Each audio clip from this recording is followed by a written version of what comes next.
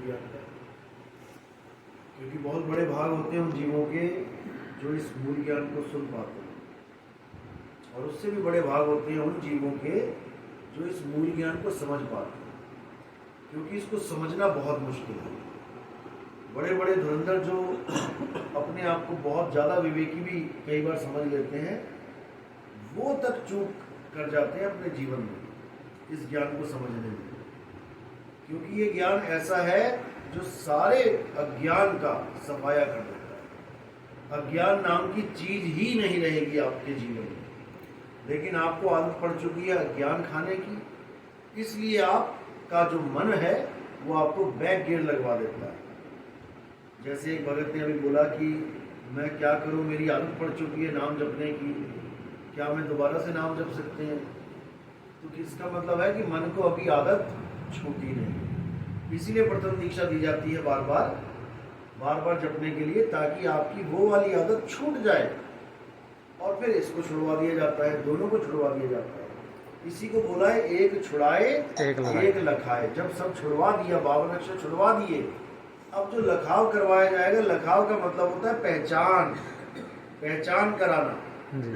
बहुत से गुरु जैसे पहले सुरत और निरत का गलत अर्थ बता के जीवों को भरमाते रहे। सुरत का मतलब बताते रहे कि सुनना, आत्मा की सुनने की शक्ति, और निरत का मतलब बताते रहे आत्मा की देखने की शक्ति, जबकि ऐसा नहीं है। कबीर साहब की वाणी है, सुरत से देख ले वह देश। तो फिर सुनने की शक्ति से तुम देख कैसे सकते हो? सुनने की शक्ति से तो सुन पाओगे केवल। निरत से देख ले वह देश कहना चाहिए था वाणी में, लेकिन वाणी है सुरत से देख ले वह देश, देखत देखत दीखण लागे, मिट गए सकल अंदेश, सुरत से देख ले वह देश। यानी कि सुरत यानी ध्यान, ध्यान के द्वारा ही तुम उस देश को देख पाओगे, जब ये सुरत निरत हो जाएगी।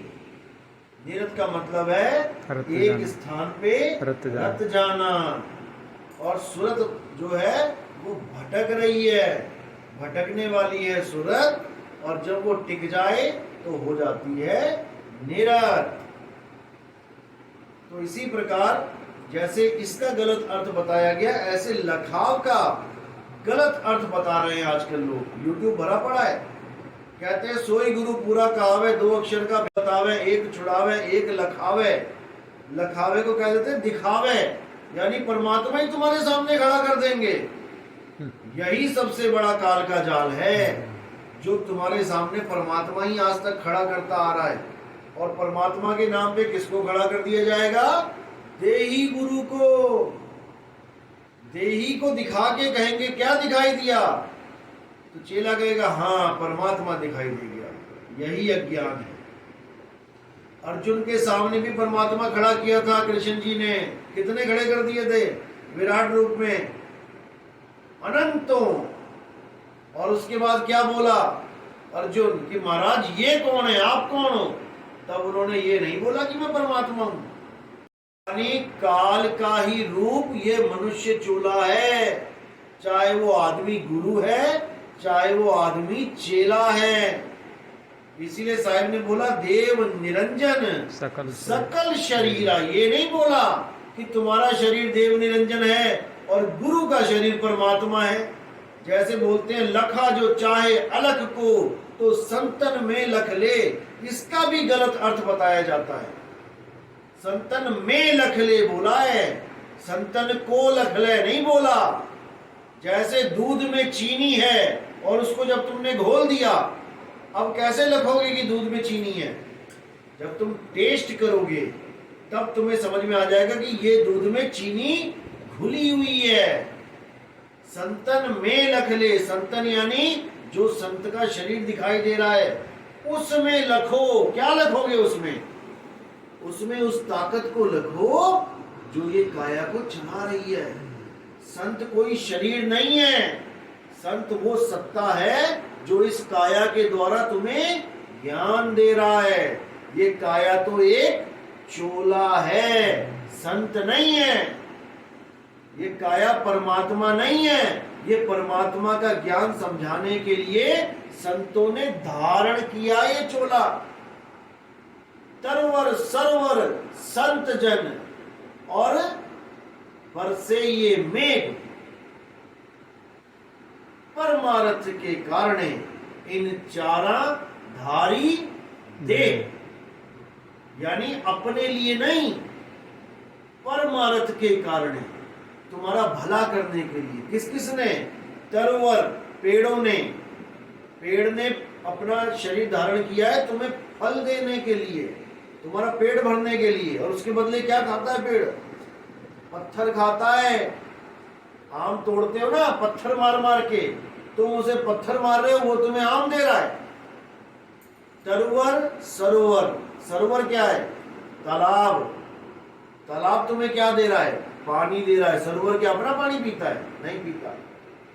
सरोवर तरवर सरोवर संत जन, संत जन जो देह धारण करते हैं वो तुम्हारे कल्याण के लिए करते हैं। और ये चौथे बरसे में जो बादल हैं, ये कहां से आ जाते हैं? ये वही पानी उठता है समुद्र का और बादल का रूप धारण करता है। किस लिए? क्योंकि समुद्र तक तुम नहीं पहुंच सकते पानी पीने के लिए, वो समुद्र ही बादल के रूप में उठ के आ रहा है और तुम्हारे सिर के ऊपर बारिश कर देगा, धारण करता है।